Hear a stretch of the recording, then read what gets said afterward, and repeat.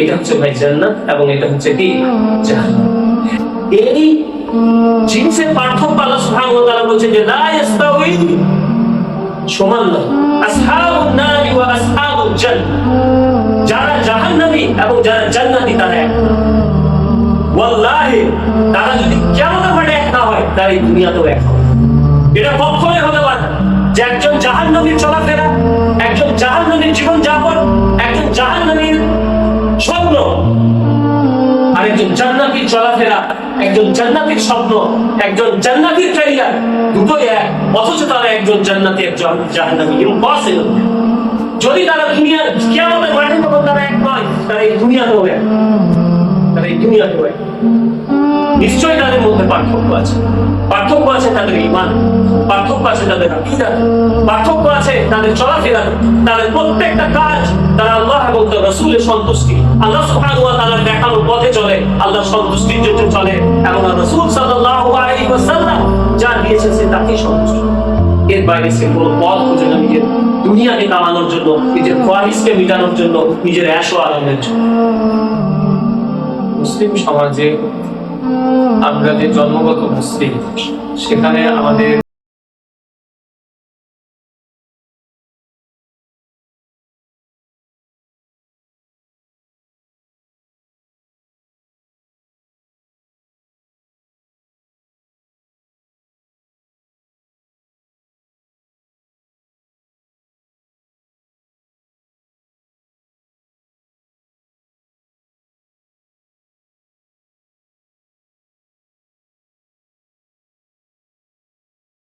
অনেকের এই অনেক কল্পনাও আছে যে আমরা এর মধ্যে এমন কিছু কাজ করছি যেগুলোতে আমাদের জান্নাতে যাওয়াটা প্রায় অবধারিত।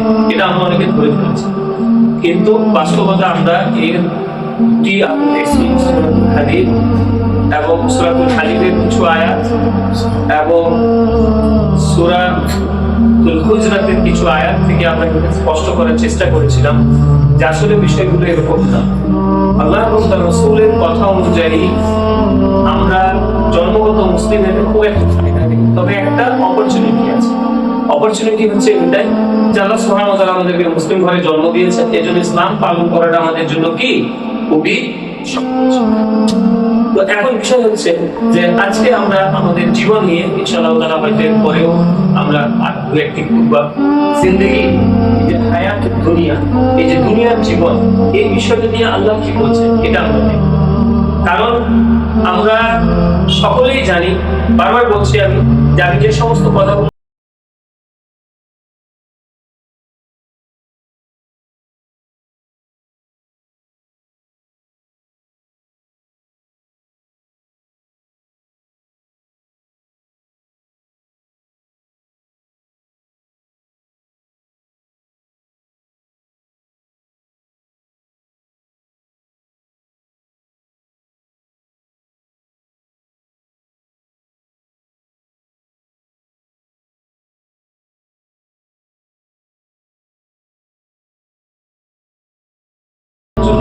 যে আমাদের দেখবো, আমরা জানি আয়াত আছে সূরাতুল যারিয়াতে যে আল্লাযী আল্লাহ সুবহানাহু ওয়া তাআলা বলেন ওয়া মা খালাকুল জিন্না ওয়াল ইনসা ইল্লা লিয়াবুদুন, যে মানুষকে সৃষ্টি করেছে, জিন এবং মানুষকে এই কারণে সৃষ্টি করেছে। বরঞ্চ ট্রান্সলেশনটা হবে এরকম যে আমি জিন এবং মানুষকে অন্য কোনো কারণে সৃষ্টি করি, শুধুমাত্র আমার ইবাদত করা।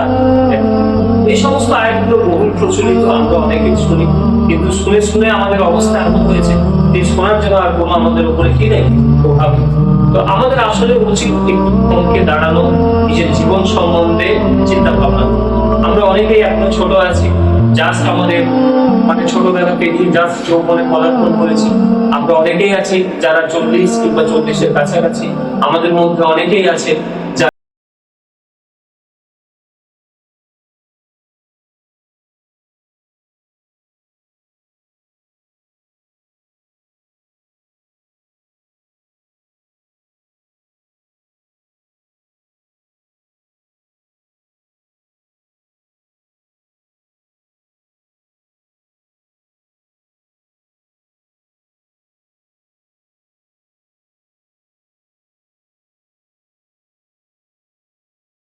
করি না, ইভেন আমাদের যারা আমাদের আন্ডারে যারা আছে তাদের জন্য আমরা করি। ব্যাপারটা একটু স্পষ্ট করে দিই। যেরকম মনে করেন আপনি ভাবছেন যে একটা কোনো কিছু নিয়ে আপনি পড়াশোনা করছেন, তা আপনি যখন পড়াশোনা করছেন কিসের জন্য, এর পেছনে তো একটা কারণ আছে। সেটা কি, যে এটা করে আপনি এক্সাম দেবেন। কেউ এক্সামে ক্র্যাক করবেন, তারপরে সে ফিল্ডে মানে ছোটাছুটি করতে হবে, তার জন্য সে এখন দৌড়াচ্ছে। এরপরে তাকে যদি জিজ্ঞেস করেন ভাই চাকরি পরে কি করবেন, ভাই আগে চাকরিটা তো পাই, যেদিন চাকরি পেয়ে যাবে তারপরের দিনে চাকরির পরে এবারে তাকে কি করতে হবে সেগুলো নিয়ে কি হয়ে যাবে, সে ব্যস্ত পেয়ে যাবে। বিয়ের পরে সন্তানকে কোথায় পড়াবো, আমাদের যারা ছোট ছেলে আমরা দেখছি তাদেরকে নিয়ে আমরা কি করি, যে ভাই ওর প্রাইমারি হয়ে গেছে, প্রাইমারিটা এখানে পড়াবো, প্রাইমারি শেষে এবার আগামী নিতে হবে বা কোনো বিষয়ে নিতে হবে, এরপরে একটা চাকরির চেষ্টা করতে হবে। মেয়ে থাকলে ছেলে থাকলে বিবাহ। আমরা একসময় আমাদের নিয়ে আব্বা মা বিবাহের চিন্তা করেছে, আজকে আমরা আজকে ছেলে নিয়ে আমরা ব্যস্ত, কালকে তাদের জীবন নিয়ে ব্যস্ত। এটা একটা সাইকেল, তাই না? তো আপনি মজার বিষয় দেখুন, এখানে একটু জাস্ট একটা জিনিস চিন্তা করার আছে, যে কোনো এমন জীবনে এমন কোনো পর্যায়ে নেই যেখানে আমরা ভাবি না, এই প্রশ্ন আমরা করি না কে করে। পর্যায়ে আছে যেখানে আমাদের এই প্রশ্ন করেন যে না ভাই আমার এই প্রশ্ন নেই, এটা পাওয়ার পর আমি স্টপ। আমাদের ইচ্ছা ছিল মসজিদ করবো ভাই, আমরা একটা জায়গা পাচ্ছিলাম না মসজিদ করার। এখন মসজিদের পরে মনে হচ্ছে যে যা প্ল্যান আগে ছিল তার থেকে বেশি আরো মাথাতে চাপ।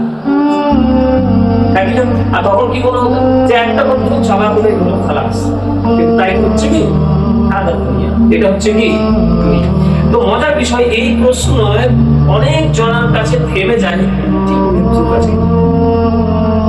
আমরা এই প্রশ্ন করি না যে এর পরে মৃত্যু বোঝা গেল কি করবো। মানে আমি যদি আমার লাইফ নিয়ে চিন্তা করি, আপনি যদি আপনাকে কি করবেন, যে হ্যাঁ ঠিক আছে এটা করতে হবে, ছেলে মেয়ে মানুষ তাদেরকে বিয়ে শাদী দেবো, আমি একটা বয় খেতে যাবো, আমি ব্যবসাটাকে ঠিক করবো, তারপরে কি হবে, মারা যাবো। তো এরপরে কি প্রশ্ন করি যে ভাই মরার পরে কি, এরপরে নিয়ে কিন্তু আর কি নেই, চিন্তা নেই। অ্যাকচুয়ালি ইসলামে আপনি কিভাবে ইসলাম পালন করবেন এটা নির্ভর করে আপনার এই প্রশ্নের উপর। আপনি যদি প্রশ্ন করেন নিজের যে এরপরে এরপরে এরপরে এরপরে কি আমি কি হবো, একদিন মারা যাবো, তো মারা যাবো এরপরে কি হবে, এই প্রশ্ন যে যত বেশি করতে পারে সে তত বেশি ইসলামকে কি করতে পারে, সুন্দরভাবে পালন করতে পারে। কারণ রাসূল সাল্লাল্লাহু আলাইহি ওয়াসাল্লামের কাছে একজন মানে কিছু সাহাবীরা এসে একজনের খুব নাম করছিলেন। তখন রাসূল সাল্লাল্লাহু আলাইহি ওয়াসাল্লাম জিজ্ঞেস করলেন তাদেরকে যে তোমরা যার কথা বলছো সে মৃত্যুকে কিভাবে স্মরণ, তোমরা মৃত্যুর কথা তোমাদের সাথী কেমন স্মরণ করে। তো সাহাবীরা বলছে ইয়া রাসূলুল্লাহ, তাকে আমরা অন্যান্য কথা বলতে শুনি কিন্তু মৃত্যু সেরকম কথা বলতে শুনি না। তাহলে রাসূল সাল্লাল্লাহু আলাইহি ওয়াসাল্লাম বলছেন যে তোমরা তোমাদের সাথীকে যা মনে করো সেটা তা না।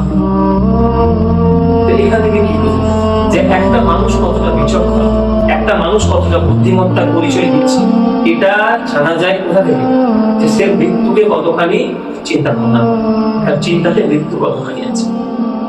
তো আমাদের লাইফে অনেকেই মানে লাইফে বলা মানে আমাদের প্রত্যেক কিছু এমন প্রায় মাস যায় বা বছরে অ্যাটলিস্ট 2-3টে দিন যায় যেখানে আমরা কারো না কারো মৃত্যুতে কি করি, মৃত্যু জানাজাতে আমরা শরীর, তাই না?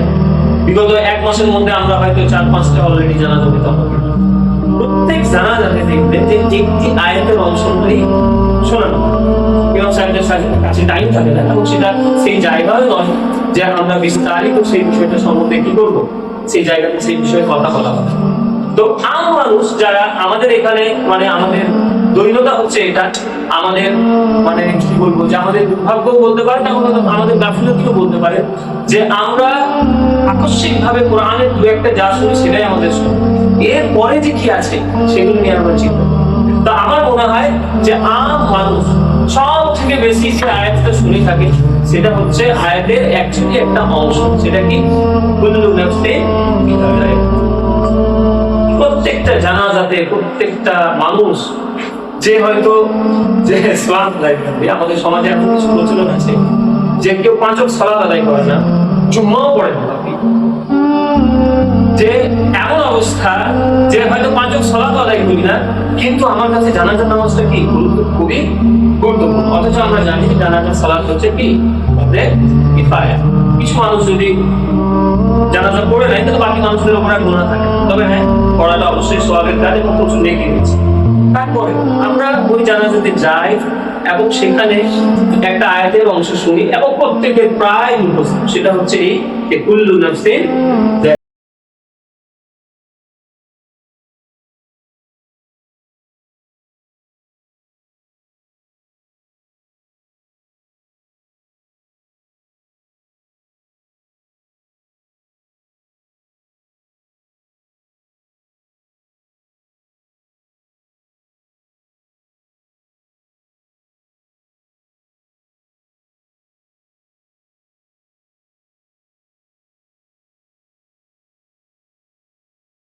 এই আয়াতে যাদের জন্য কথা বলা হচ্ছে সেটা কাদের? মানুষের জন্য। আল্লাহ সুবহানাহু ওয়া তাআলা বলেন কুল্লু নাফসিন যায়িকাতুল মাউত, নিশ্চয়ই প্রতিটি প্রাণী কি করবে? মৃত্যু স্বাদ গ্রহণ করবে। ওয়া ইন্নামা তুওয়াফাউনা, এবং প্রত্যেককে দেওয়া হবে, কি দেওয়া হবে? প্রতিদান দেওয়া হবে। উজুরাহুম ইয়াউমাল কিয়ামা, ইয়াউমাল কিয়ামা, যে প্রত্যেককে তাদের যে কাজ তারা করে সেই কাজের আজর দেওয়া হবে। আজর মানে কি? প্রতিদান।